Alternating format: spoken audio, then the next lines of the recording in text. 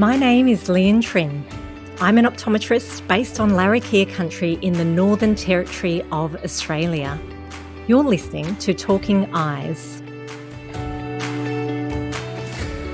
In this episode, we're talking contact lenses, from the history of this vision innovation through to the modern advancements, as well as how optometrists and patients can work together to find the best contact lens option for you. Today's guest is Martin Robinson. Martin's been a practicing optometrist for over 30 years, and he's the national president of the Cornea and Contact Lens Society of Australia. And a familiar story to many people working in eye care, it was Martin's own poor vision that led him down this career path. I decided to be an optometrist when I was about nine or 10. And it was about the first time that I discovered that I was unable to see things. I was myopic and astigmatic, and I couldn't see things at a distance. I was a bookworm, and yet I was failing school.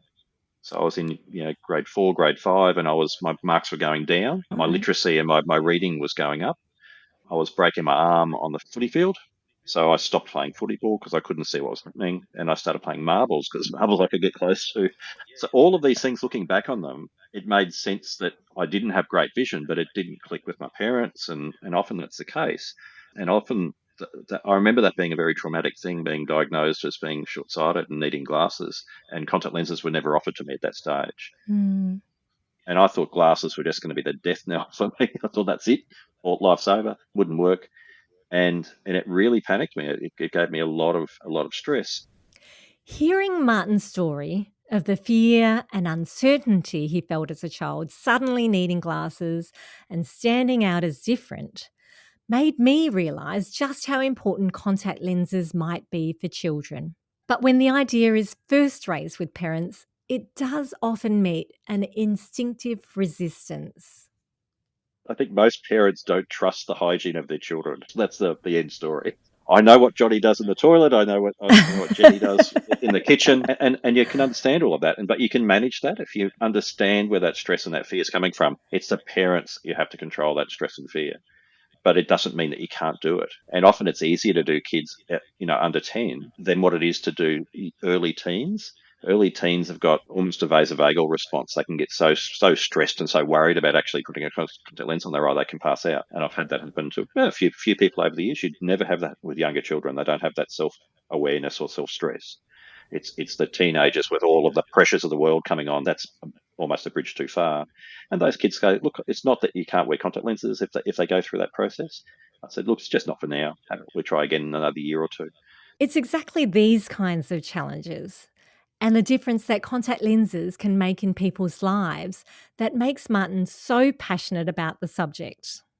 My oldest initial contact lens patient was a 90-year-old, and she came to me wanting contact lenses. And she wanted contact lenses because she was going on a big trip. She'd had a big 3-month honeymoon when she was married, and that went through the Mediterranean, and she was going back through the Mediterranean on a tour with a bunch of her peers, and she wanted to dance every night. So she wanted contact lenses to see her partner and to see the conductor, and apparently she had a ball. She was dancing every night until the wee hours and coming home as the others were getting up to go to breakfast. And it was the first time she'd ever tried contact lenses, and she came in and she was quite frail and had a bit of a shake, and it took quite a number of consultations to get her trained up how to use them.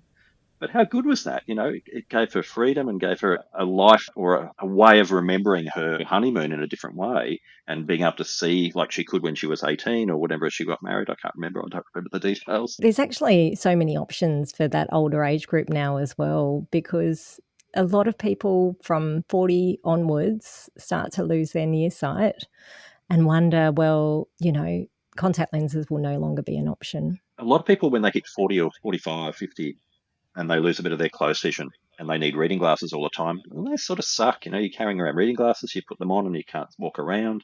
Or they try multifocals and they can't walk around with those because they freak out. And they're the people that contact lenses are perfect for. If you can give them a contact lens to give them that freedom again, they're really motivated. They're really happy.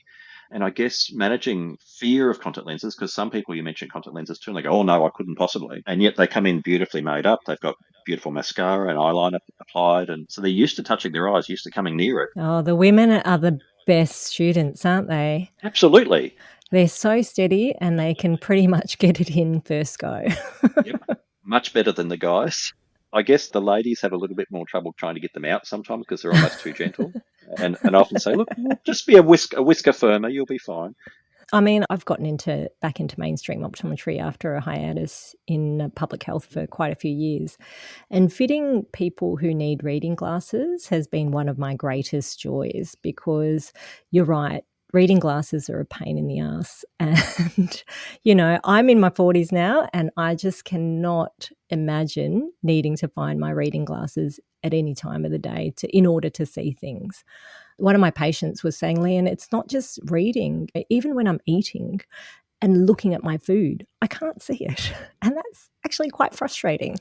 The incredible advancements in contact lens technology over the years means that contact lenses are easier to use and possible for many more people. Where years ago, only a small number of people with poor vision could use contact lenses, there are now possibilities for a myriad of different conditions. Now they're so much better. They're so impressive.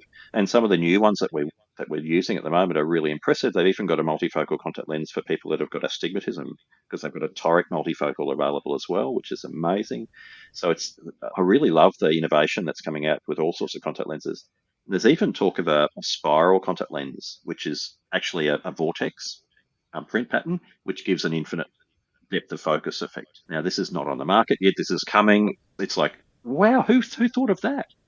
And they've been able to manufacture one. So they've been able to have a manufacturing thing which has a dissipating spiral. Imagine like ripples on a pond, but it's a spiral effect. And if you imagine that all of these things that are in the future, there's so many things that we've got now that we didn't have 5 years ago or 10 years ago.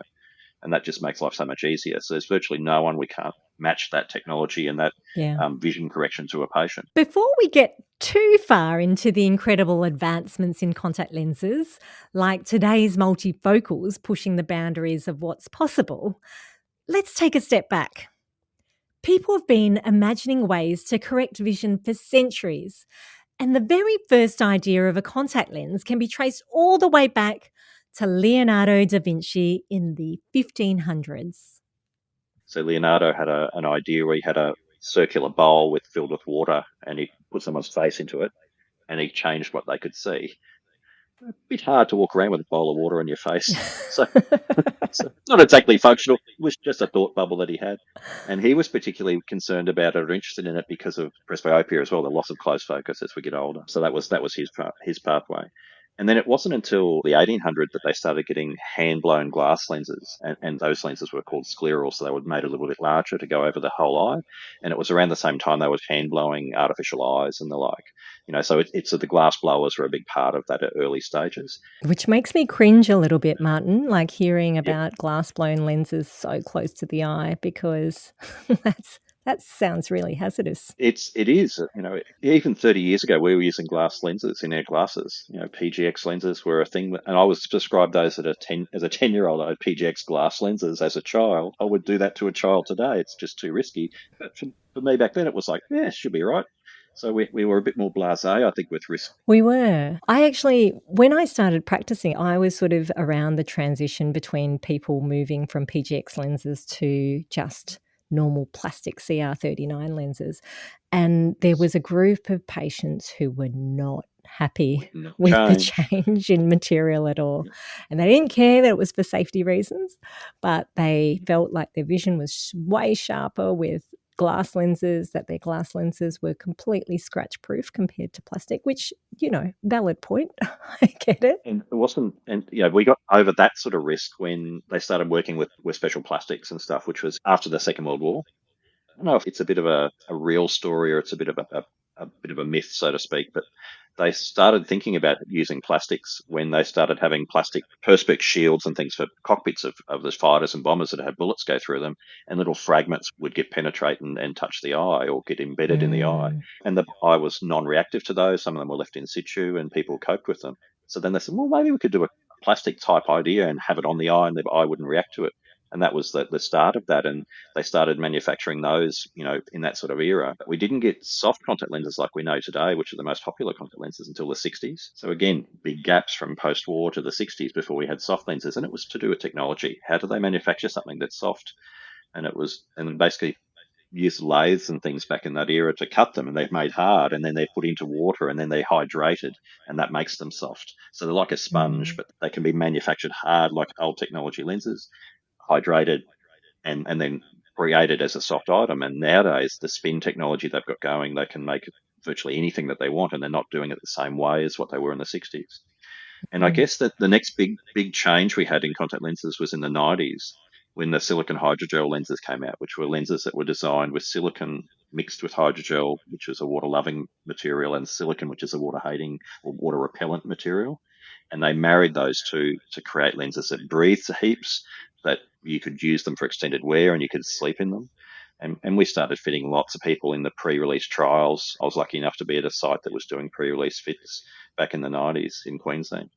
And we fitted heaps of patients, and we thought, oh, these new contact lenses are amazing, going to make all our problems go away, all the things that we had with overwear of contact lenses and eyelid reaction from them and things like that, from solution care and not changing their lenses quickly enough and deposits on the lenses. And in some ways they did. So these silicone hydrogel lenses made a lot of things better, but then they created their own problems, because anything that comes along that is going to solve all your problems, you've got to be mindful and got to be careful that you've got to keep monitoring those patients to make sure that Yeah. nothing new starts to occur. We don't suddenly have new things. We've talked about how letting the eye breathe is a key part of wearing contact lenses. But what does that really mean? Eyes don't have lungs, yet, like many other parts of the body, they still need oxygen. And that's where silicone hydrogel lenses became a real game changer in this space. This new material allowed far more oxygen to pass through to the eye, and it solved heaps of the problems earlier lenses created. It matters because the cornea, the clear window at the front of the eye, relies on oxygen from both the air and your tears to stay healthy. By contrast, the early hydrogel lenses sometimes blocked too much oxygen, and it caused what we call hypoxia, or oxygen starvation of the cornea. If you've got an eye that's stressed and not getting enough oxygen, or it's sick, then blood vessels can grow from the white of the eye where they're meant to be, and they can grow into the clear cornea and to deliver nutrients, or to deliver whatever it's going to deliver to fix a problem. And that causes scarring, and that's something that we're very mindful of ways to treat it. And even that can be treated today, because they can actually inject things like mitomycin C directly into those blood vessels in the cornea, which is a chemotherapy drug, and it can make the blood vessels go away and the scarring go away as well. So things that we knew years ago that we said, oh, once it happens, you can't treat it. There are ways of treating that as well. So again, innovation is amazing, and lateral thinking is part of that. And so the contact lenses, the initial contact lenses that we're using, just the hydrogels and perhaps probably the glass lenses, would have severely restricted the amount of oxygen coming through to the eye and feeding the eye. They did, and with small scale hard lenses, they don't breathe. They were PMMA, which didn't breathe at all back in the day. But those eyes still didn't become avascular. It didn't become hypervascularized. It didn't have a lot of stress because they were small and they moved around a bit. So oxygen still reached the cornea. It still had lots of tear exchange, and they were quite healthy.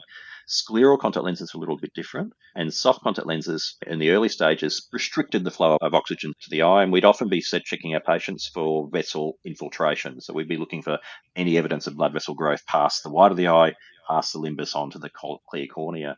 And if you saw those, you knew people were overwearing their lenses, or they were pushing things too hard. And that was one of the main reasons that we were driven with such passion towards these high breathing contact lenses. And the other thing that we had was deposits on contact lenses, because they were expensive and people had overused them, and try and keep them for a long period of time. And those deposits would make the surface rough, and that would cause the upper eyelid to become, or the inner eyelid to get roughened as well, a thing called papillary conjunctivitis, or giant contact lens related papillary conjunctivitis, or GPC for short. That is what I was trained to say back in the day. And I had that myself. So I wore soft contact lenses.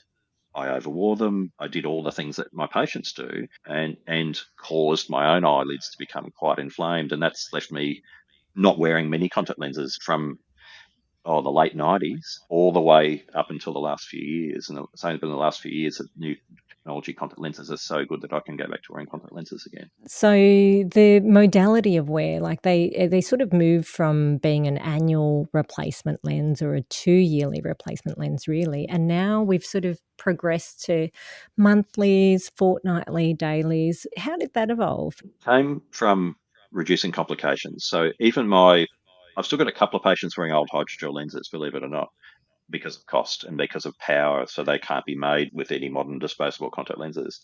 And these ones are 3 monthly lens. So they're the same lens back in the 90s we would have had for 1 year or 2 years, but we're making them a 3 monthly option and pricing them appropriately so someone changes their lenses 4 times a year and they don't sleep in them, and we watch them and monitor them and they cope pretty well. And the idea with contact lenses that you replace more frequently is just about reducing infection risk again. So, 30-day contact lenses or 14-day contact lenses or 1-day contact lenses each have a different risk profile. The same way with extended wear, if you sleep in a lens for 30 days and nights extensively, then that's your highest risk profile. If you sleep in your lenses on a 6-night profile and you take it out for the 7th night and then you wear it for 6 nights and take it out for the 7th night, that risk profile is lower. So each one of these things that we choose to do with our eyes or with our contact lenses has a risk profile that has to be monitored by the optometrist and monitored by the patient as well. My mantra with my patients used to say, if you wake up in the morning, you look in the mirror and your eyes don't look healthy and don't feel healthy, that's the day you take your contact lens out if you're extended wear. And I always want to have my patients having a backup pair of glasses that they would wear to work. Otherwise, they've got no motivation to not put a contact lens in or to take a contact lens out. And I often explain to people, you can have a little mark on the eye, and if you take the lens out, the mark will heal. If you have a little mark on the eye and you wear the contact lens, that mark will get larger and become ulcerated. Let's talk about these risks that we're trying to mitigate, that we're trying to reduce. So you spoke about corneal ulcers, essentially. So just a mark on the eye, a little scratch on the eye, essentially, that can heal if you don't have a contact lens on it. Why doesn't it heal with a contact lens, or why might the risk be increased with a contact lens on the eye? There's a few things. If you imagine that the surface of a contact lens has a bit of a biofilm, so it has a natural layer of bacteria. If it's a lens that's a bit dirty because maybe there's ocular surface problems and there's problems with blepharitis or thick oils in the tear film, then you can get things called jelly bumps on the contact lens as well. And those jelly bumps are little protective homes that house bacteria. So maybe one day you're going along fine, you've got jelly bumps, you've got no irritation, but you rub your lens a little bit harder when you're cleaning it one day and you break a jelly bump and you put it in the eye, then you've got suddenly a push of all this, extra bacteria that comes out, this extra flora that hits you. And that little scratch, then the bacteria would adhere to that and they can get a hold point and then start to go to town. Essentially, that contact lens is acting like a vehicle for microbes, essentially, to just Yes. attach to the surface of your eye. That's the first thing. And the second thing is the contact lens, in virtually every case, even the high breathing ones, changes how that cornea processes oxygen a little bit as well. So it makes it more likely to become more reactive. And that's why we tend to see these little inflammatory spots, which may not be infected at all, but there's a little mark in the cornea that's inflamed, and it's white because there are white blood cells that are migrated from the limbal vessels into the cornea to try and deal with whatever's going on and trying to make sure, well, if there's something inflamed, there could be something bad there. So they send all the T cells and the macrophages there to try and gobble up anything bad in the cornea. But that in itself is a risk point. So that's where I really monitor the ocular health, so the eyelid health. So I try and manage any excess bacteria that I see. I try and manage any sort of debris on the lashes. And if a clean eye is a healthy contact lens eye. And a clean eye is always going to have lower rate of inflammation, lower rate of infiltrates, lower rate of that possible infections that you've got. Same with clean hands before you wear contact lenses. That's really useful. Regular case replacement. I get occasionally, especially guys that have got a case that they may have had for years. And I said, what do you do with all the free extra cases you get with There's every so box many of free cases that come through with the solutions. And it's like, no, we're going to get this contaminated thing. We're going to throw that in the bin. I'm going to sterilize my hands. I'm going to get you a new case. That's the thing I want you to do now is regular replacement. And I often say to people, look, you wear contact lenses for so long and everything gets a bit, should be right. And everything gets a bit blasé and people start to cut corners and take risks. People definitely become more complacent, don't they? The complacence nature is massive. If someone's wearing lenses for 5 years and then 10 years and then 15 years, they think they're bulletproof. Despite the potential issues that can arise from contact lens use, Martin and I are huge advocates for the freedom that contact lenses provide to spectacle wearers. And this is because many of those risks can very easily be mitigated with good patient care and education. So most of my patients are coming in with real history of problems. They've started contact lenses elsewhere, and you hear some funny stories. And someone says, "Oh, someone gave me contact lenses. They never taught me how to put them in and out. They just gave them to me and sent me home." It's like, really? No patient of mine gets to go home until they're proficient. Yeah. And that's the way I handle contact lenses is I don't let people go home willy-nilly. I try and make sure we do the right thing. We make sure the patient is properly trained and properly provisioned, with the right contact lens liquids and things. There's even contact lenses now that have got oil repelling technology and bacteria repelling technology built into the surface of the contact lenses. So, we've all got our problem patients that we look after, and it's lovely having a lens that will say, "Oh, actually, remember that history you've had? You've had this event and that event. I've got a new lens that's going to make that a little bit less likely that we ever have another bad event for you. Not impossible, but we're going to reduce the risk by having a lens that's going to be more repellent Yeah. and give you better Yeah. comfort." Yeah. And most patients that have had anything go wrong in the past that are still motivated contact lens wearers are really happy to try something new, newer disinfection solutions or newer contact lens materials. They're really happy about it, and that's lovely that we can give that sort of information to patients and say, "Look, there's this new product." Back to those patients who've been wearing contacts for 15 years, there's a lot of stuff that's changed over the last 15 years with respect to contact lenses. So I think it's always important to offer people what we have at our disposal now, not just be content with what they were wearing 15 years ago. I think that a lot of times patients come in and they're frightened you're going to take contact lenses away from them, so they'll talk it up. They'll always say, "Oh, nothing's wrong. I'm really happy." I say, "Is there anything that could be better with your contact lenses? Is there something that you'd like, if we could do it better, if we could give you a contact lens that gave you something superior, what would that be?" And sometimes patients say, "Oh, my eyes feel a bit dry at the end of the day. If I had a lens that didn't make me feel as dry, that'd be lovely." I say, "Oh, well, let's try that." I've got a lens that gets really dirty with my mascara. Oh, we've got an option for that as well. And that way you can talk to your patients about the safety or the lack of safety with waterproof mascara. And waterproof mascara is bad for contact lenses, but it's bad for eyes as well. There's not much that's ocular surface safe in a waterproof mascara. And it's not about trying to insult anyone. And I'm a bald middle-aged man. I'm not trying to teach people about how to do makeup. I'm really just talking about what's safe, what's not. Make your choices with a safer group of products and avoid the more dangerous group of products as well. And we've got options now. And ultimately, I think everyone wants to be doing right by their eyes. Vision is really important to people. And for people who've been wearing contact lenses for a long time, that's really important to them. They understand the freedom of contact lenses instead of having to defer to spectacles.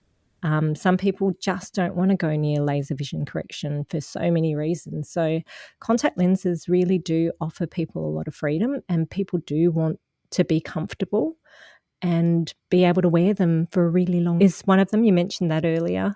My contact lenses get a bit dry, and people stop wearing contact lenses just because their eyes can't tolerate the lens for more than a few hours. And I guess that comes back to optometrists need to be really attentive to contact lens patients. And contact lens patients I see once or twice a year. Normal patients I see every couple of years. So I've managed my contact lens patients much more closely, and I look for signs of any ocular surface health. So I look for evidence of debris on the lashes. I look for the greasy meibum coming out of the meibomian glands, which are one of the glands on the edge of the eyelid. So all of those things are important, because if you manage that, then you'll have your patient wearing contact lenses better for a longer period. And managing dryness is something that you need to be attentive to. And I often ask patients when they come in, I say, "Look, how many days a week do you wear your lenses? And how many hours a day do you wear those lenses? And do you wear lenses for a longer period or a shorter period on work days as opposed to weekends? And how do your eyes feel when you put your lenses in the morning? And how do they feel when you take your lenses out at night?" Because that gives me hints as to whether or not the lenses are doing their job properly, or whether they're becoming symptomatic. And then we can start talking about, well, how about we try a different lens solution, or how about we try a different lens material for you because of this new technology that's available. It's going to make it easier at the end of the day, or it's going to make it a softer feel when you put them in the morning. And you try and circumvent those things. And it's about always offering the newest and the best options that are available. And I look at any patient that's wearing a lens that's been out for 5 years, 10 years, 20 years as being someone that could be better, because there's so much better tech. We don't have these sort of things that are from 20 years ago, like my Nokias of old or my Motorola's back in the 90s. If you've got the newest technology with your phones or your headphones or any of those sorts of things, then it's really important to have the best technology for your eyes. And patients often say to me that they've never been able to wear contact lenses because they've been told they are unsuitable for contact lenses. And I find that Mm. really a hard thing to unlearn for patients, because virtually everybody could wear a contact lens. It's just a matter of which contact lens is going to work for you. And saying a patient's not can't wear lenses, it's a very small group of people that can't wear contact lenses. Well, let's go there then. I've got someone who might suffer a lot of allergy and hay fever, and they might feel like they can't wear contact lenses. What would you say to somebody who suffers allergy? It's certainly something that we need to manage. And I suffer allergies, and I can wear contact lenses. So there are some patients that might be reactionary to certain solutions, but that means there's several different solution options. You might have a reaction to a contact lens, and then there's options that we can refit with a different material. So there's so many ways to control whether your eyes are comfortable or not. And I guess as optometrists, we sometimes make the mistake of assuming someone wants to wear their lenses 14 hours a day, 7 days a week. I'll wear my contact lenses to go to dinner, or I wear my contact lenses to go to lunch on a Sunday, or for a Sunday drive, or I wear my lenses when I go snorkeling. So I use my contact lenses for social activities. And I think we should ask our patients, could we do a contact lens for you with some of your sports that would make your sporting life easier? Those are the things that patients need to be asking themselves is, if I wear my glasses and I'm happy wearing my glasses, are there times that glasses are a pain? Would contact lenses solve that problem? Would that work better for netball? Would that work better when you're jogging in the rain on the weekend, which glasses suck in the rain? So, I'll tell you what, in Darwin during the build-up, when you go from inside an air-conditioned building and the to fogging, outside, humidity is just immediate cruel. vision impairment. So, and I guess it's the other group of patients are the ones that have got dry eye. And sometimes Mm, putting a contact lens on a dry eye patient relieves their pain, relieves their irritation, and it makes their eyes feel better, especially the new generation contact lenses. Some of the yeah. ones like there's some water gradient contact lenses out there that are phenomenal for dryness, as well as large ones that are shell ones like scleral ones that go over the larger part of the eye. And they are a way of protecting that eye from air and from drying out all day, all the time you wear those lenses. So having dry eyes, it doesn't preclude somebody from wearing contact lenses. We just have to find the right contact lens for them. It's the same with allergies as well. Yeah. What do you say to people who are afraid of touching their eye, afraid that they might lose a lens behind their eye or lose a lens while they're actually enjoying an activity and then not being able to see again? What do you say to all these sort of anxieties that might be related to that, to touching an eye? Well, the first thing is you got to get someone used to going close to their eye. And I often equate it to saying, have you ever had an eyelash loose in the eye and you've been able to get it out with a cotton bud? Well, then you've done more invasive stuff there than what you are putting a contact lens on the eye. Mm. If someone's worried about touching their eye, with the answer is you don't, because you actually touch the contact lens and the contact lens touches your eye. You're just Mm-mm. placing it on the eye. So you're not actually touching the eye. There's a third party thing. It's no different to putting on a piece of clothing. But I mean, it's important to validate that response as well, I think, because it is an important primal response to, protecting your eyeball. Nothing should Yeah, actually be in contact with your eyeball. So that's totally acceptable absolutely. to be feeling that way. And it's normal. The first time I ever put a contact lens on someone's eye, I said, remember we talked about that primal protection aspect of your eye. When I touch this contact lens to your eye, you're going to have a blink and a blepharospasm, and your eyes are going to protect themselves. Mm, And I'll have to do that maybe 2 or 3 times before your body becomes used to it enough that it will let me put the contact lens on your eye, and that's normal. yeah. And that's the other thing is that anything that might go wrong in that process, people get very self-conscious about it, and they get, oh Mm, my God, I can't believe I just did that. That's terrible. It's like, no, yeah. it's absolutely normal. It happens every single time. I Yeah. never put a contact lens on someone's eye first time cold. It's always we have to do 2 or 3 tries before we put a lens on your eye. And I said, think about how much better it's going to be when you put it on your own eye, because you're not going to have my big fingers coming at you. You're going to have your fingers that you know and trust coming at you. And Yeah. it's about making someone laugh in that consultation. And if Mm, they laugh in the consultation, then that reduces their cortisol levels, and that's a stress hormone that stops your memory and stops you thinking properly. mm. Sometimes by saying something silly or something like that through the fitting process and making someone smile is a really good part of being a contact lens practitioner as well. The trust that you need to The have with that trust. person, because it is something that they need to overcome, that fear. And having trust with you as a practitioner is so important for that. The other thing that, as you mentioned before, about losing a contact lens in the eye, and the answer is that it's just you can't. The contact lens can't go behind the eye. There are membranes and tissues that seal the eye, so the eye is external. So the contact lens can go under a lid. That's the worst possible thing that could happen. And I've had a couple of patients that have lost a contact lens underneath an eyelid. And there was one at the conference I was at recently where a lady had a contact lens go adrift and get caught under her eyelid in the middle of a lecture. And she came out and we sourced a microscope and we averted a lid and we got the contact lens and we got it out of her eye. And she was so much happier after that. So those Yeah, things are all manageable. And it's about telling people that things can go wrong, but there are ways of fixing it. And it's simple. it It's is. It's easy. straightforward, isn't it? The contact lens can't go into the brain. It can't go It past can't. the eye. No, It we both can't get know this. lost. Yes. No, it's not going to get lost inside your head. If you're a regular contact lens wearer, you'll know the importance of keeping your lenses hydrated or wet. But if you've ever been tempted to get them hydrated with something other than clean saline or special contact lens solutions, please think again. Heard one of your patients admit to using tap water. It's certainly something that gets told to me all the time. Tap water, any sort of moisture I have around, it might come from my mouth. It might come from the water bottle that I have sitting on my desk. It's horrible. Yep. There's big hard no's that I talk to my patients about. One is never putting a contact lens inside your mouth. So saliva is a bacterial rich soup. So yeah, no, contact lenses have no place in your mouth or in something No. that comes from your mouth. But tap water also is something that we shouldn't be rinsing contact lenses in tap water ever because of the risk of a thing called acanthamoeba, which is a special type of amoeba that no water treatment plant in Australia treats for or disinfects before they deliver water out to you. This is something that's in every water source in Australia, whether it be still water, dam water, tank water, or town water.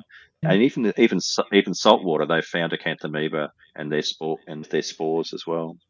So this is something that you can't take the risk of one of those amoebas attaching itself to your contact lens.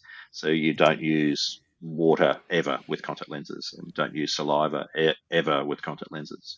Yes, I've been witness to one of these acanthamoeba infections, and they It's are scary. painful and scary. Absolutely. There's definitely potential for loss of vision there. So, I think you probably would have come across those more working in your hospital setting that you mentioned before. We used to refer to them as the paper bag brigade because often the drugs that they used for them, I don't know if it's still the case, but it was when I was doing public work, were light sensitive. So they put a brown paper bag over the drip. So the people who come along with their drip, because they were being drip fed a cocktail of antibiotics with this brown paper bag over the top of the drip. So it's like, yep, that's the eye person because they've got a brown paper bag on their drip food. But I've seen some horrible cases, and that's all through accidental or unintentional. It was just the easiest thing to do at the time because that contact lens might have popped out and it was feeling a bit dry. So instead of just throwing it away, I decided to remoisturize it and give myself an infection. We've explored how contact lenses have evolved from early glass lenses to low breathing plastics to silicone hydrogels today and new materials which have transformed both comfort and safety. But the story isn't ending there. The next chapter is already being written, and there are exciting innovations on the horizon that could not only change how lenses feel, but also what they can do for our vision and health. there are smart contact lenses that can track glucose in your tears and send those signals to a measuring device so they can manage diabetes better for patients.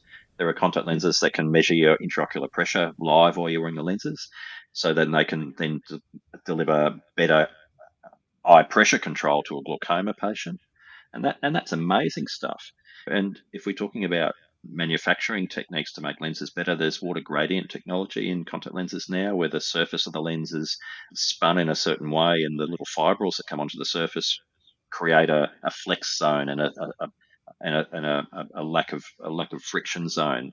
So almost like little microvilli sticking up from the surface of the lens. So these little fibers sway in the breeze. I think of it being a little bit like what you see coral and kelp swaying in the ocean. That's the surface of this contact lens in a microscopic way.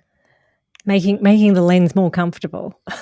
It makes the lens more comfortable because you can't feel it, but it makes it safer because some of the fibrils are positively charged and some of the little extensions are negatively charged. And that then creates a neutral charge for the surface of the eye.